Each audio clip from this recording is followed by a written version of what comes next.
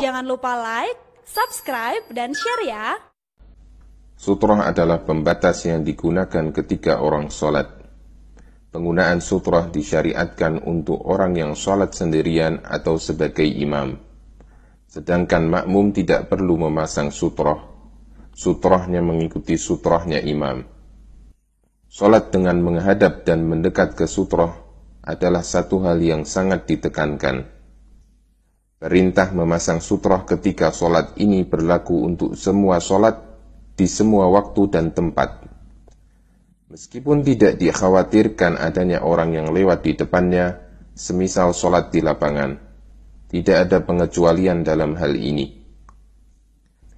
Benda yang boleh dijadikan sutrah adalah benda yang agak tinggi, sejengkal atau 2 jengkal, sedangkan lebarnya bebas. Sehingga boleh menggunakan sutrah dengan tembok, tiang, tongkat, tas, kain, bahkan orang yang berada di depan kita. Orang yang sudah memasang sutrah dianjurkan untuk sholat dengan mendekat ke sutrah. Jarak kakinya dengan sutrah kurang lebih sepanjang yang cukup digunakan untuk sujud dengan sempurna. Bagi orang yang sholat dengan menghadap sutrah, maka diwajibkan untuk menahan setiap orang yang lewat di depan sholatnya sampai batas sutrah. Jika orang yang lewat tetap maju, maka dianjurkan untuk tetap menolaknya dengan keras. Namun, jika orang yang lewat di luar batas sutrah, maka diperbolehkan. Tidak boleh lewat di depan orang yang sedang sholat.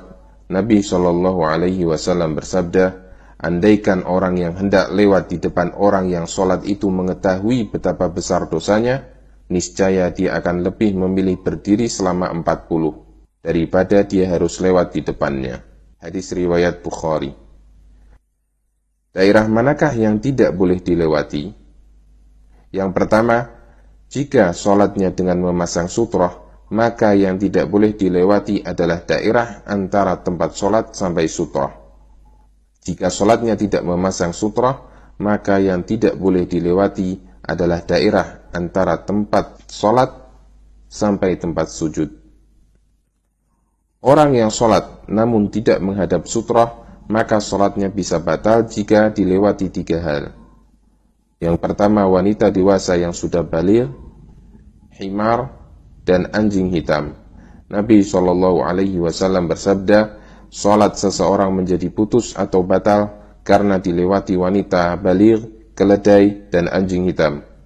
Hadis riwayat Muslim. Namun, hadis ini hanyalah khusus bagi laki-laki. Sehingga wanita yang sholat tanpa memasang pembatas, kemudian dilewati wanita lain, maka sholatnya tetap sah. Jika yang dijadikan sutrah adalah orang yang sedang duduk atau berdiri, kemudian orang tersebut pergi, maka orang yang sholat akan kehilangan sutrahnya. Apa yang harus dilakukan? Yang pertama, bergerak mencari sutrah yang lain. Misalnya, dengan bergerak ke samping, ke depan, atau ke belakang. Ini dilakukan jika sutrah yang dicari tidak terlalu jauh. Yang kedua, diam di tempat. Ini dilakukan jika sutrah yang dicari terlalu jauh. Perintah memakai sutrah hanya berlaku untuk orang yang sholat sendirian dan imam sholat berjamaah. Adapun makmum tidak memiliki sutrah. Artinya, boleh lewat di depan makmum.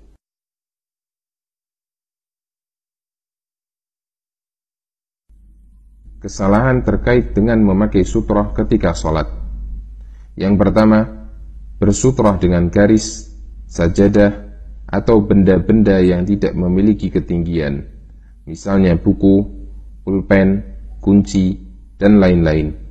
Karena yang bisa dijadikan sutrah adalah benda-benda yang tingginya seperti kayu bagian belakang unta, sejengkal atau 2 jengkal.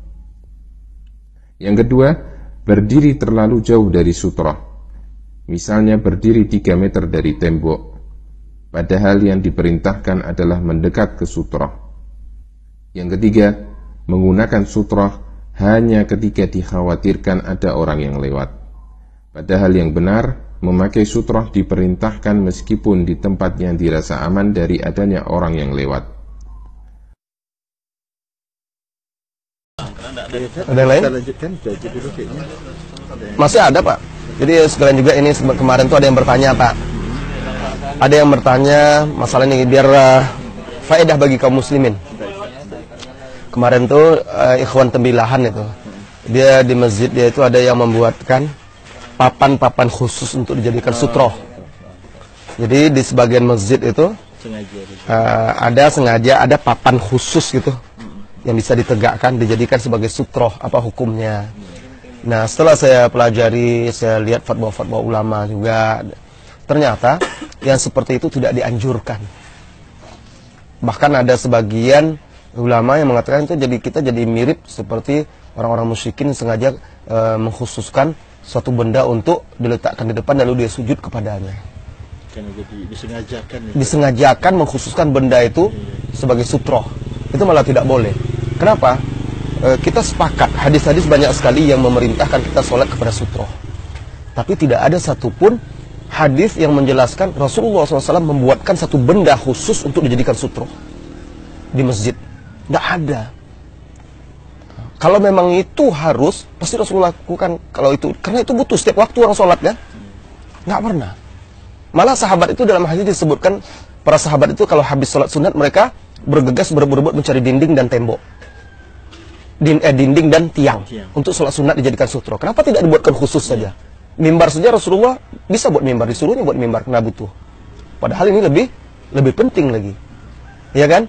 Nah, ini menunjukkan bahwasanya membuat kayu-kayu atau apa khusus diletakkan jadi kayak batu nisan pula kan, letakkan di depan sebagai khusus untuk sutroh saja, itu tidak boleh.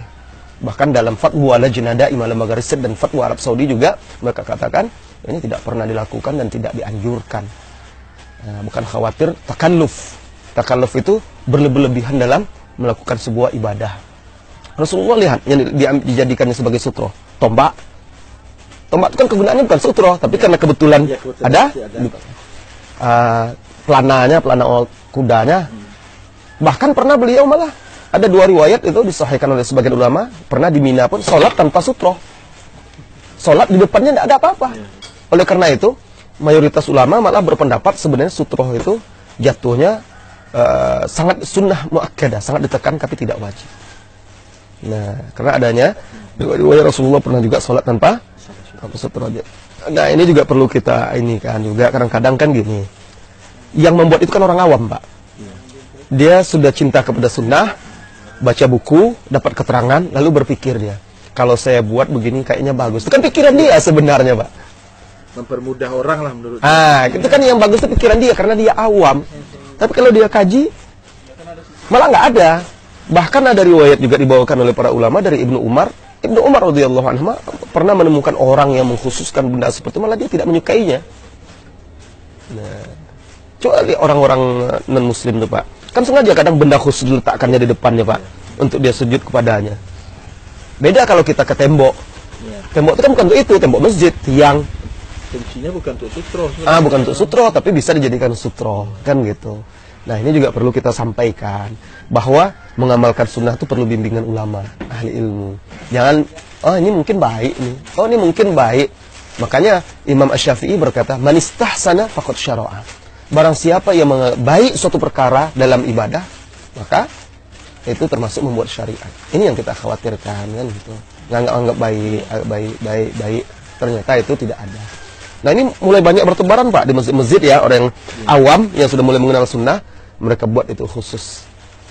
Niatnya baik tapi belum tentu baik. Iya, belum tentu baik. Ini perlu kita sampaikan juga. Ternyata para ulama sudah membahas itu.